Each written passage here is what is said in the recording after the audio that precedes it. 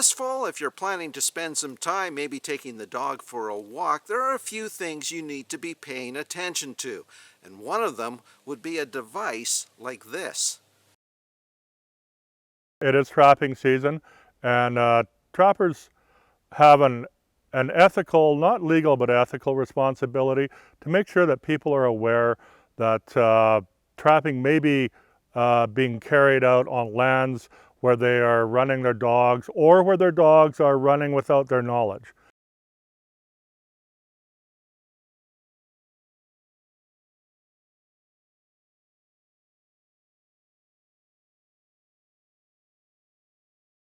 Wild canines in Alberta are now carriers for a virulent parasitic worm that has introduced itself to this province from Europe. It is lethal to humans, and the transmission of it is through canine feces. So pets that are running at large where coyotes are active, rolling in coyote poop, exposing themselves, stepping in it, and then running back to their owners and into that family dwelling are putting the whole family at risk, because the eggs that are carried by the dog could be transmitted to people, and that becomes a very, very serious medical issue. If this is private land, do you have permission of the landowner to be there? And have you asked the landowner what else is going on in that landscape? There is as much or more trapping going on private farms and ranches and lease land as there is in the green zone on Crown land in the eastern slopes and in the northern boreal forest.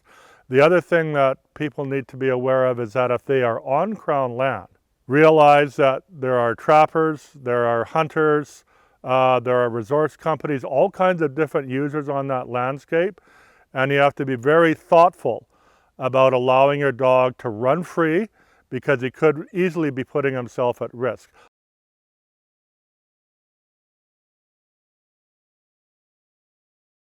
Trappers may not have a sign on the road or the pathway, but they might have one right where they're trapping.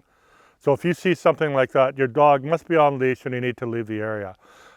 Thick bush with lots of survey tape hanging around in different locations, those all might be trap sets. If anyone encounters that out in the bush, they need to leave the area. If a dog blunders into a live hold trap, which is usually a foot trap, there is no reason to panic here. Modern foot traps are either padded or laminated jaw, and so the dog is under stress from being caught in the trap. He's really under no significant pain, and injury is not imminent. The traps are meant to hold an animal humanely without injury, so you need to cover your dog's head, step on the jaws of the trap, release the dog, and leave the area. If it is a killing snare, you need to work quickly. If you're a bird hunter or somebody that likes to frequent more remote, often off the beat locations with your dogs, you should carry a pair of cable cutters with you at all times. Modern snares have a powerful compression spring as part of the mechanism.